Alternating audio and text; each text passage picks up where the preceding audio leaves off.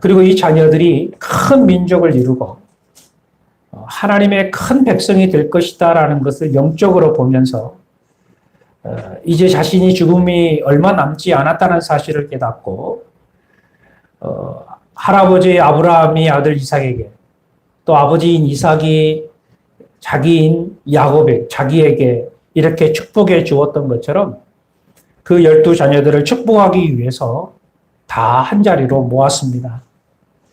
그리고 한 명씩 한 명씩 머리에 손을 얹고 축복을 해주게 됩니다. 그 내용이 창세기 49장 전체에 기록이 되어져 있습니다. 야곱은 우리가 알고 있는 것처럼 아브라함처럼 이삭처럼 믿음의 사람이라 할 수 있습니다. 그리고 또 그의 축복이 단순히 아버지가 아들에게 주는 축복이 아니라 하나님께서 나로 하여금 주시는 축복이라는 사실을 분명히 기억을 하고 있었어요. 그렇기 때문에 내가 내 아이들에게, 내 자녀들에게 머리에 얹고 축복하는 것은 내가 복을 비는 것이 아니라 하나님이 나를 통해서 복을 빈다는 사실을 명확하게 알고 있었다는 사실이죠. 그렇기 때문에 야곱은 신중할 수밖에 없었던 것입니다. 이것은 우리가 성경의 역사를 통해서 알 수 있습니다. 아브라함이 아들 이삭에게 축복을 할 때에 그 이삭이 잘 되었어요. 아브라함이 빌었던 그 축복이 그대로 아들 이삭에게 임한 것이죠. 그리고 이삭 역시도 아들 야곱을 향하여 축복을 할 때에도 그 축복처럼 야곱이 잘 되었던 것을 우리는 성경을 통해서 보게 되어집니다. 그렇다고 한다면 야곱 역시도 12아들에게 축복을 하게 되면 이 복이 그대로 임하게 될 것이라는 사실이에요. 이제 야곱은 12아들 중에 제일 첫 아들, 즉 맏아들을 향하여 축복을 합니다. 그 맏아들은 우리가 잘 알고 있는 것처럼 루벤입니다. 3절 말씀을 보면 49장 3절 말씀을 보게 되면 루벤을 향한 장자 루벤을 향한 축복입니다. 루벤아 너는 내 장자요 내 능력이요 내 기력의 시작이라. 위풍이 월등하고 권능이 탁월하다마는 이렇게 표현했어요. 여러분 루벤은 장자입니다. 성경을 보게 되면 장자에게 주어지는 복은 남다릅니다. 굉장히 달라요. 첫째, 장자에게 주어지는 복은요. 귀히 여김을 받는 복을 받았어요. 귀히 여기는 복을 받았어요. 그래서 이 장자에게는 이런 단어를 썼어요. 아버지의 능력이요 기력의 시작이다 라는 거예요. 아버지의 능력이요 기력의 시작이다라는 말은 뭐냐면 아버지를 대신할 수 있는 사람이 바로 장자다라는 거예요. 둘째는 아버지의 유산을 받을 때에 특권을 소유했습니다. 그 특권은 다름이 아니라 다른 형제들보다 2배를 받았어요. 이 갑절의 복을 받는 게 장자의 특권입니다. 셋째는 하나님께 바쳐진 자들이 장자입니다. 그래서 이 장자를 하여금 초태생이라는 단어를 썼어요. 레위기는 초태생, 처음 태어난 사람이든 간에 짐승이든 간에 초태생은 내 것이다. 하나님의 것이다 라고 이야기를 하고 있는 거예요. 그래서 애굽의 재앙을 내릴 때에 마지막 재앙이 뭐냐면 초태생을 다 죽여버리잖아요. 장자부터 시작을 해서 모든 처음 난 것들은 다 죽여버려요. 마치 이스라엘 백성들에게 있어서 이 장자, 처음의 것은 하나님의 것이기 때문에 굉장히 중요한 것임을 설명을 하고 있어요. 그러므로 장자는요, 그만큼 존귀한 자입니다.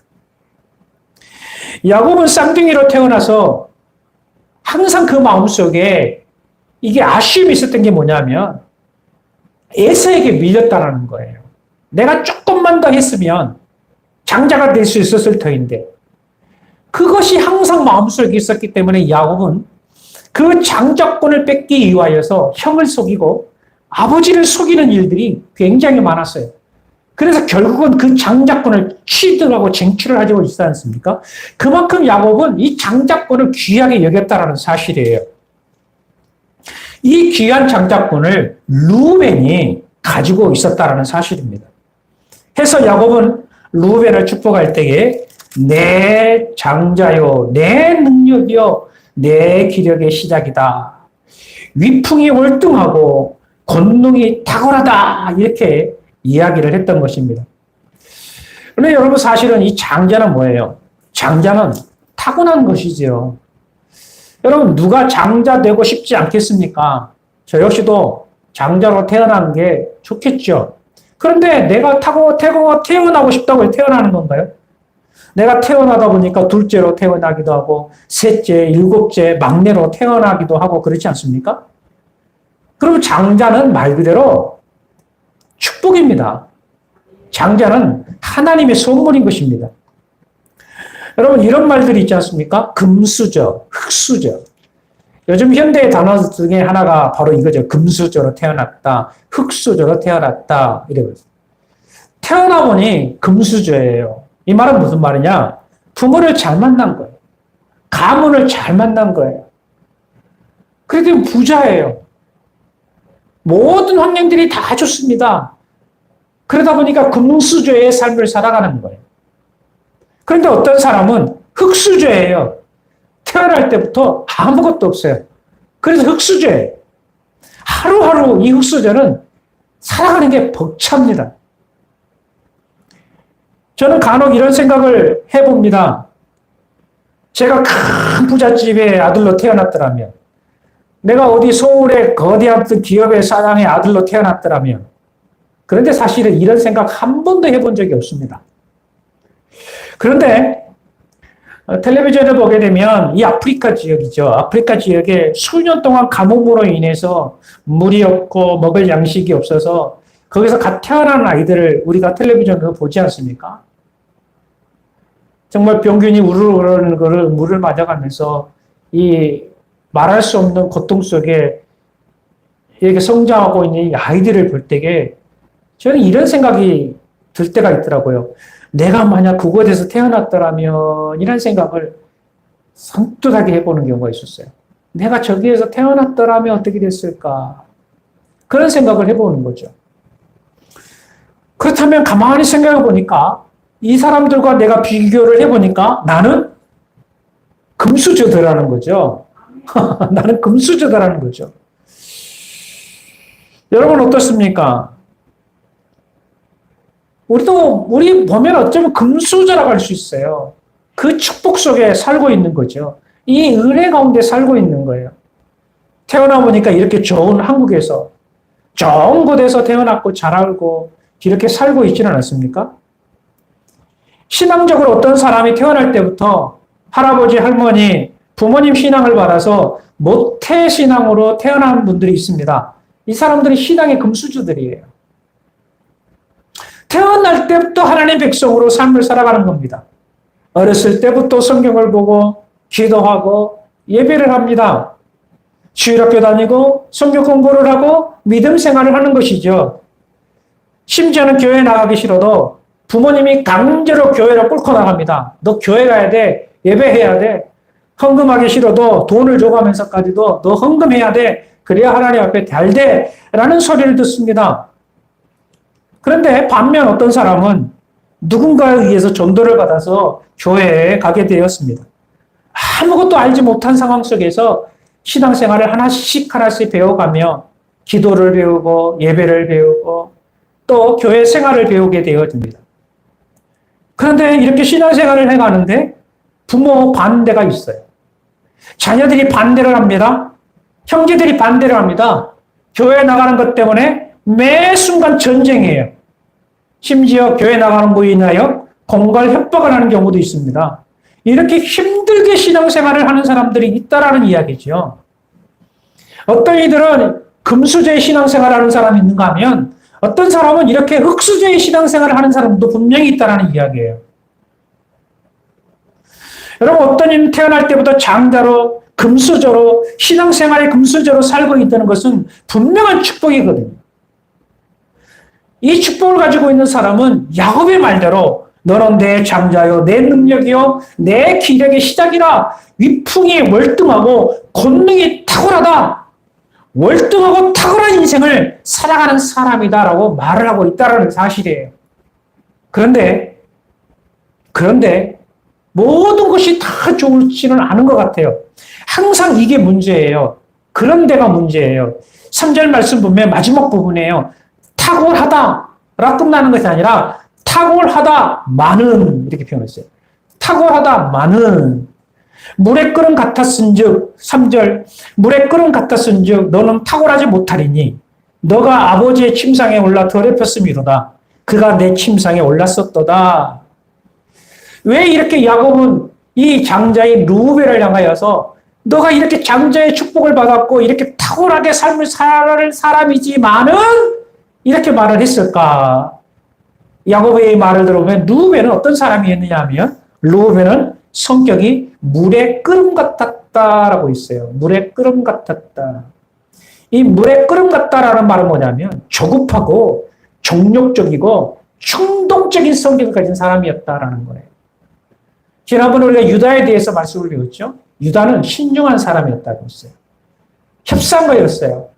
형제들과 아버지를 잘 설득시키는 사람이었다라고 했는데 오늘 루벤은 정반대 성격이에요. 조급하고 정욕적이고 충동적인 성격을 가지고 있는 사람. 이런 사람은 신중하지 못하고 급한 대로 행동하는 사람이에요.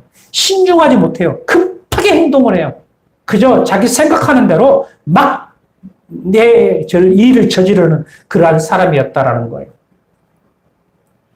이 루벤의 후손들을 보게 되면 루벤의 후손 중에 다단과 아비라는 사람이 있어요. 이것은 출애굽할 때에 이 다단과 아비람, 루벤 후손 중에 이 다단과 아비람이 모세의 권위에 도전을 해서 반란을 일으켜요. 반란을 일으켜요. 그러면 이 루벤 지파의 큰 위기를 맞이하게 되거든요. 심지어는 가나안 땅 정복을 할 때에도 요단 동편을 달라고 요구를 하고 그리고 거기서 차지를 해요. 그리고 조급하게 자기 나름대로 생각도 없이 단을 쌓다가 이스라엘에 전쟁이 일어나게 할 뻔한 일을 하게 되는 게 루벤 지파입니다. 모두가 다 이렇게 루벤과 그 후손들이 연관이 되어 있다는 이야기예요. 그리고 뿐만 아닙니다. 루벤은 아비 첩 비라하 통관을 하고 맙니다. 결국은 이 아버지 집에 망신을 시키는 일을 하고 말았던 것이죠.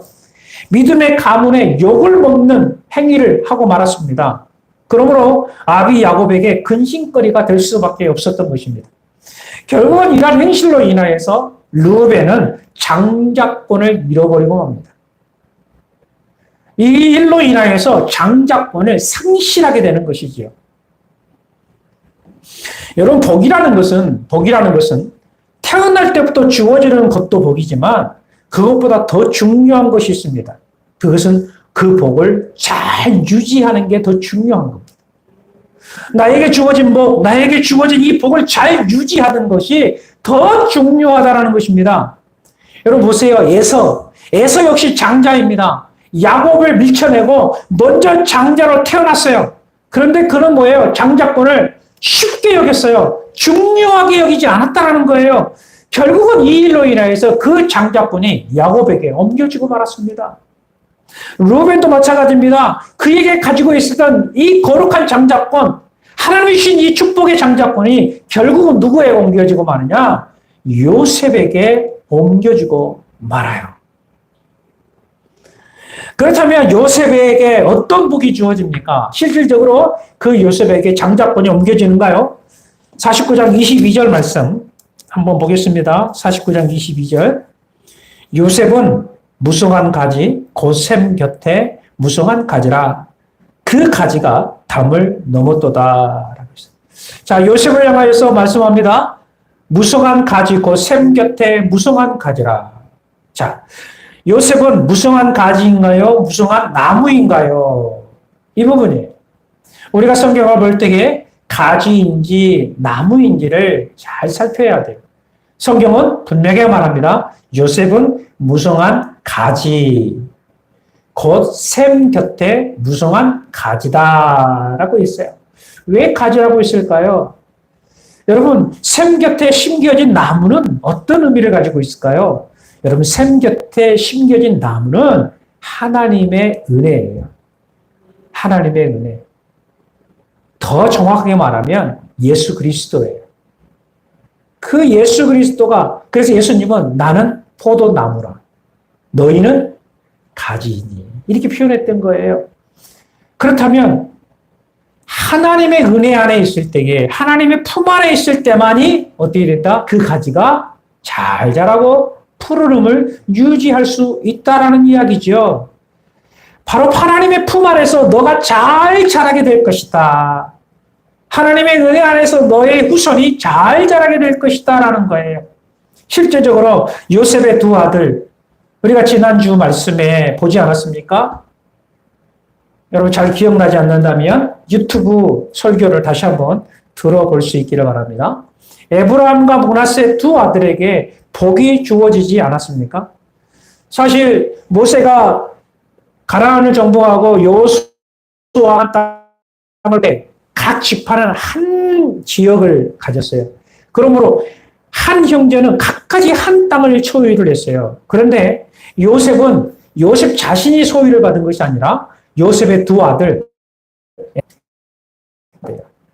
그래서 에브라임 따로 므낫세 따로 두 곳의 땅을 소유로 받게 되는 거죠.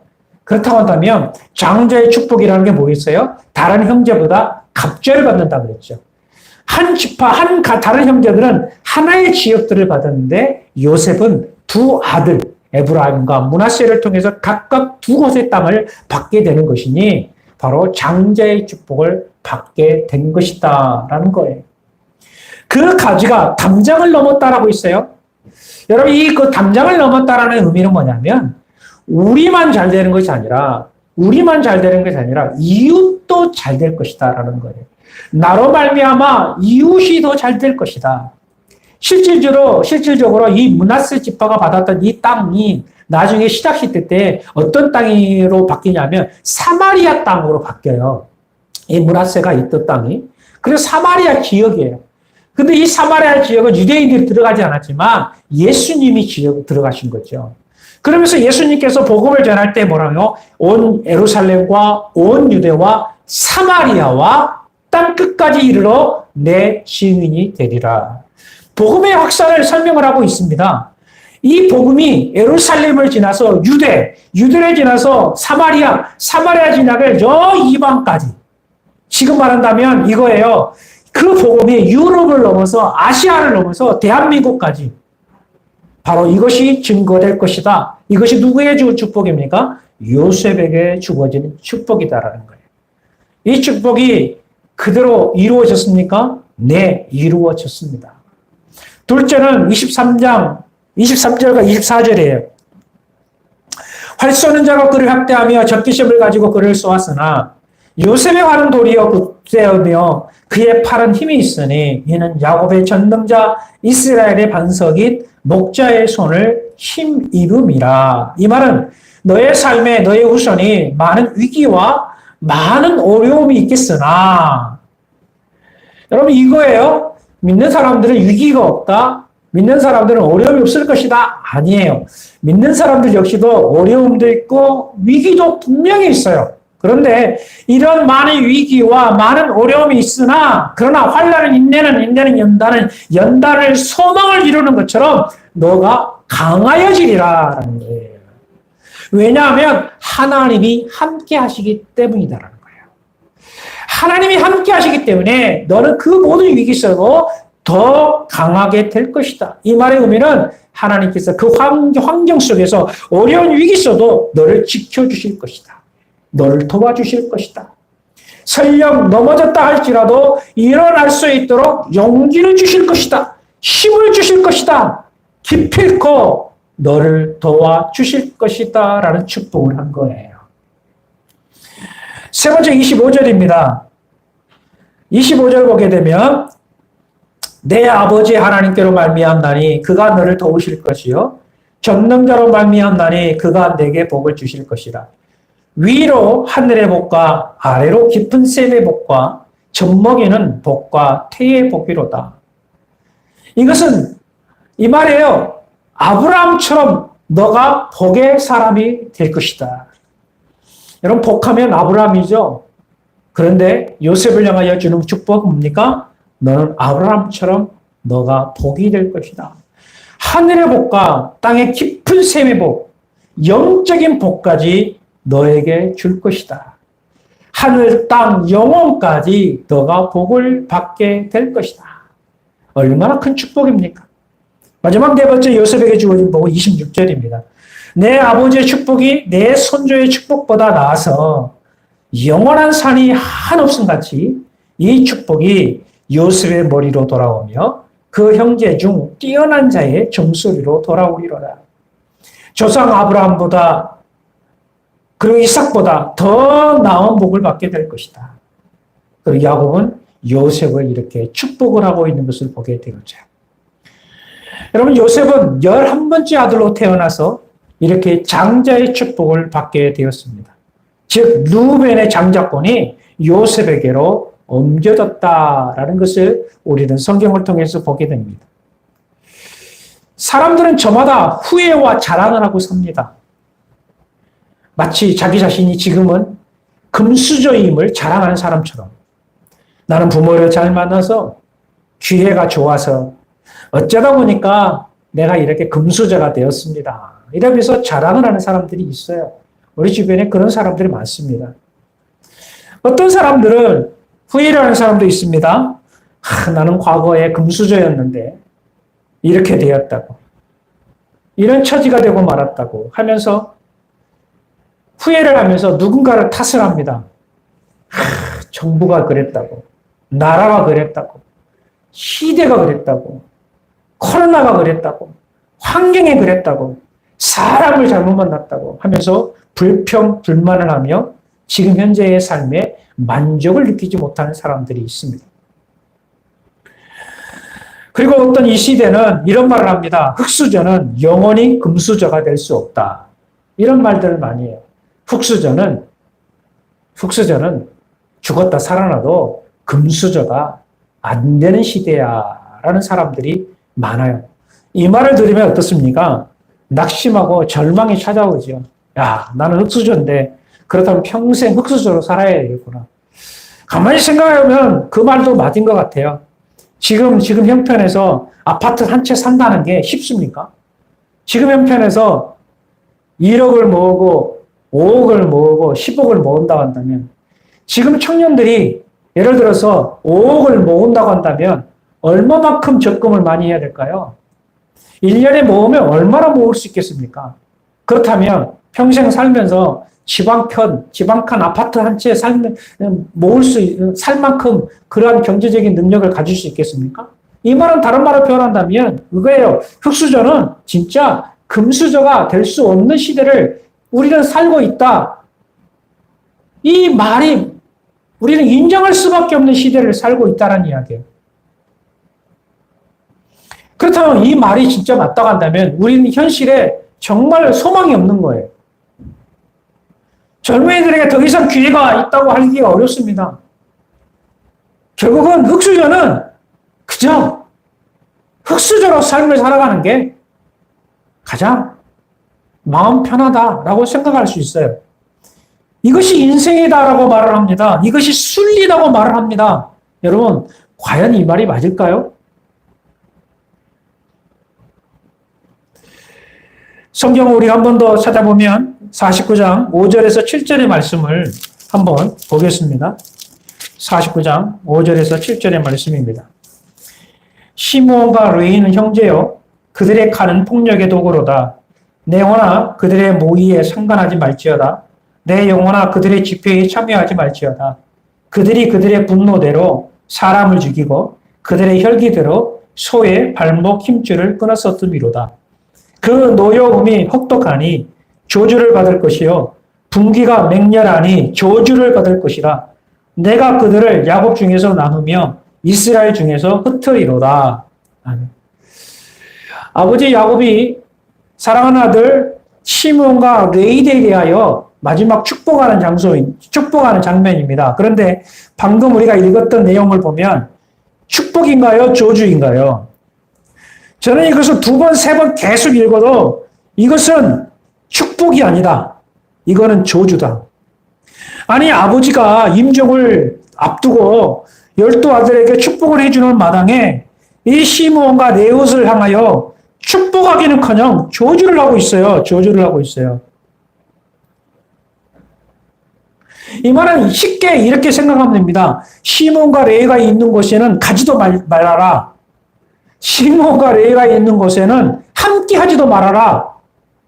왜냐하면 그들은 사람들을 죽인 자들이다. 이 말은 무슨 말입니까? 우리가 창세기를 계속해서 배우지 않았습니까?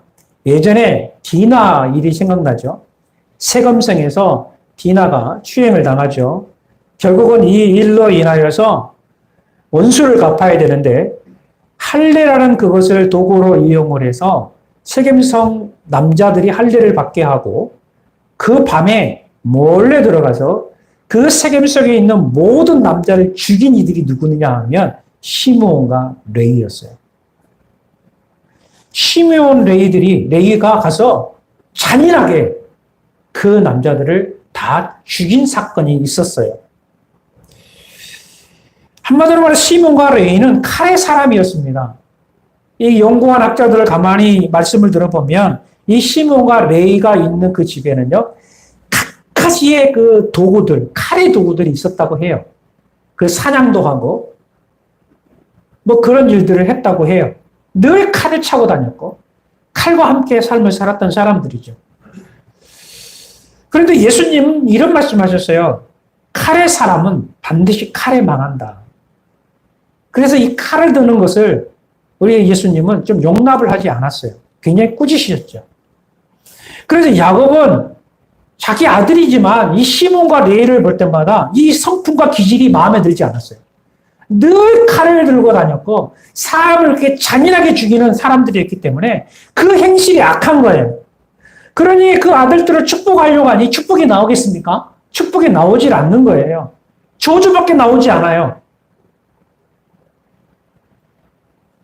그 훗날 야곱이 했던 것대로 보게 되면 정말로 어떻게 됐는가 하면 이 형제들이 다 땅의 분배를 받습니다. 그런데 시므온 지파는 땅의 분배를 받지는 못해요. 시므온 지파는 땅을 분배를 받지 못하고 누구에게 들어가느냐면 유다 지파에게 들어가요. 유다 지파가 땅이 너무너무 크게 받거든요.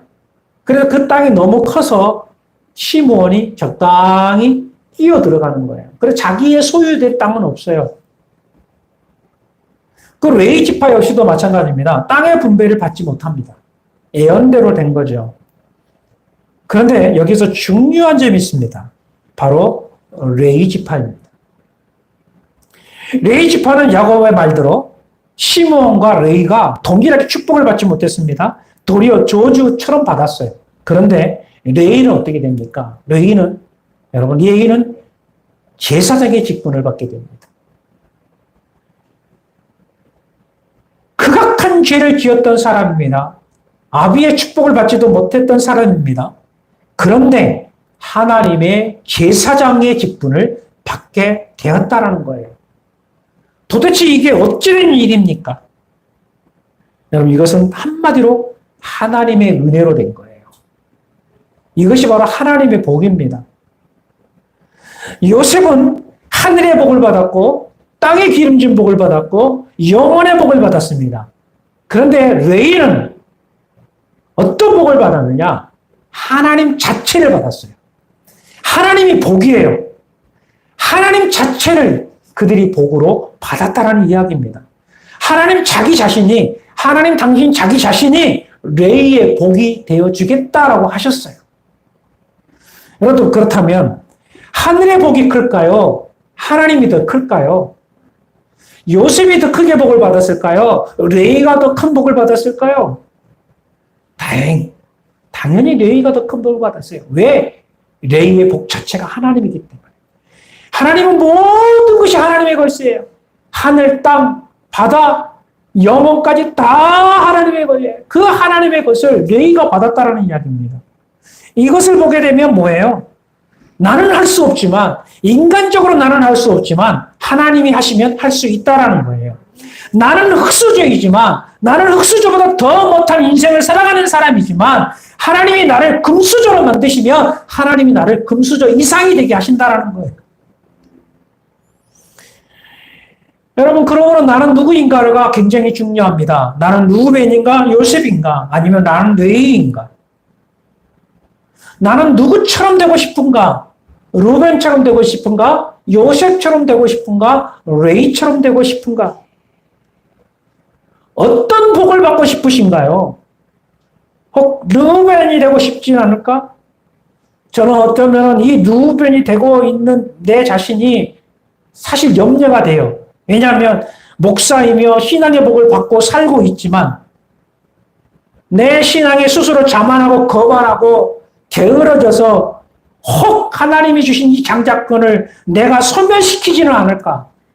내가 게을러서 코로나 이 전염병 앞에서 내가 게을러서 이런 핑계를 대고 저런 핑계를 대면서 장자권을 내가 상실하고 삶을 살아가고 있지는 않은가? 이것 때문에 굉장히 두려워요. 이것 때문에 굉장히 염려스러워요.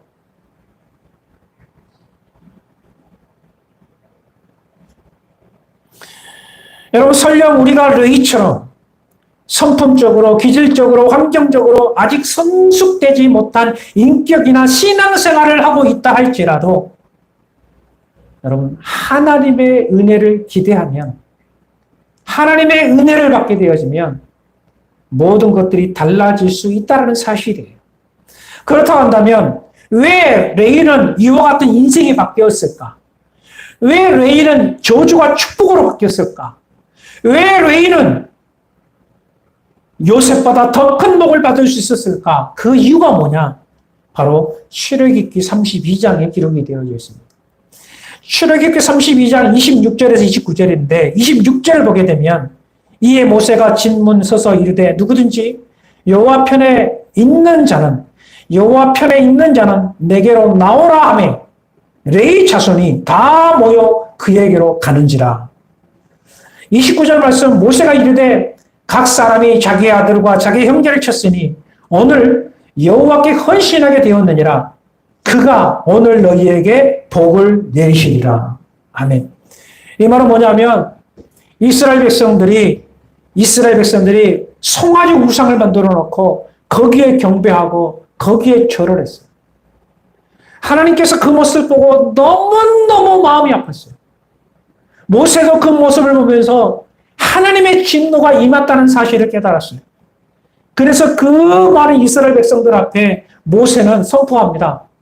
오늘날 여호와 앞에 서 있는 자는 나에게로 오라라고 했을 때에 그때에 주저하지 않고 담대하게 여호와 편으로 모세 편으로 온 지파가 바로 레위 지파입니다. 하나님 앞에 섰습니다. 하나님 말씀 앞에 선 거예요. 모세 앞에 섰습니다. 그 말씀대로 순종합니다. 그 하나님 말씀 앞에 섰더니 성경은 말하면 여호와께 헌신하게 되었다라고 이야기를 하고 있어요. 여호와께 헌신하게 되었다.